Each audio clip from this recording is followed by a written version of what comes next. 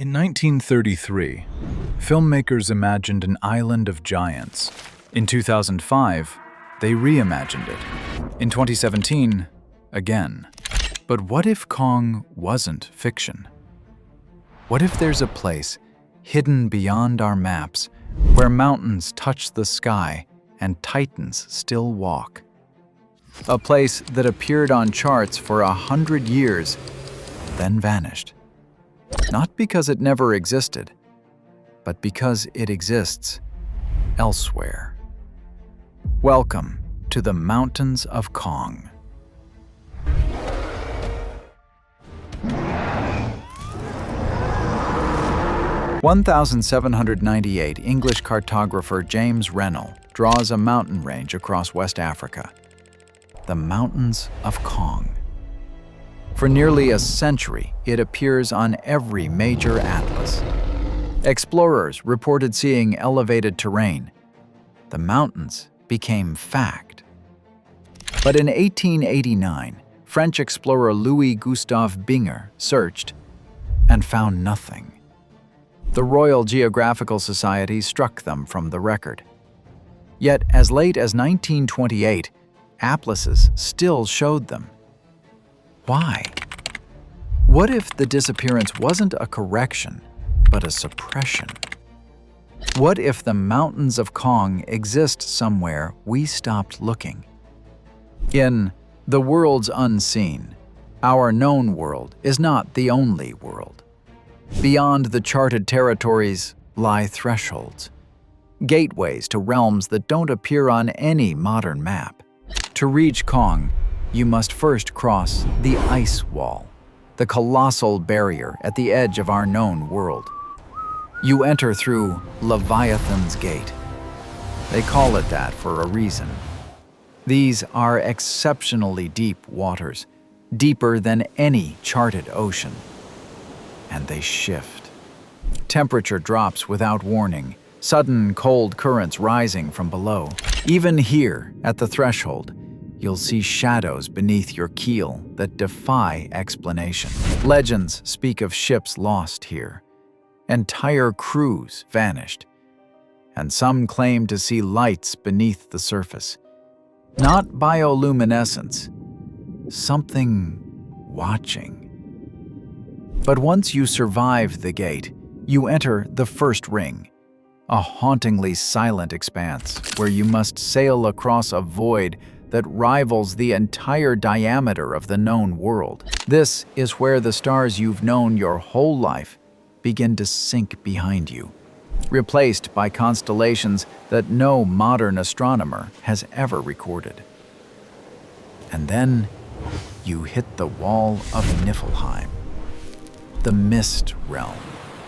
Fog so thick you can't see your hand. Compasses spin. Time distorts. It is a psychological meat grinder. But here is the true shock. When you finally crawl out of that white hell, you aren't there yet. Emerging from Niflheim, you face a final stretch across the second ring that is equal to the length of the entire American continent. Nothing but black, glass-like water for thousands of miles, where predators with bioluminescent eyes watch you from the abyss, waiting for the moment you falter.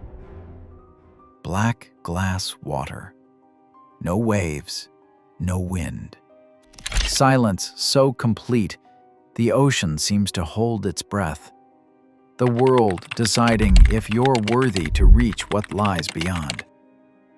And if they don't drag you down, if they don't swallow your ship whole, then, finally, they rise. The Mountains of Kong. Volcanic peaks that dwarf Everest. Mountains born of fire, erupting directly from the ocean floor. Lava cascades into churning seas, creating towering pillars of steam that rise like ancient titans into the sky. The collision sends shock waves through the air.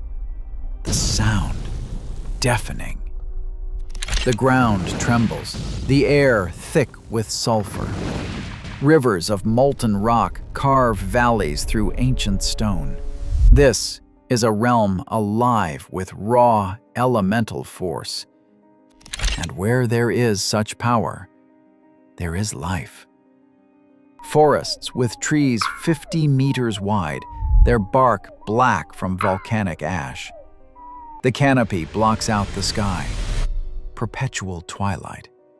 Bioluminescent fungi glow on the forest floor. And in that darkness, movement. Insects the size of dogs.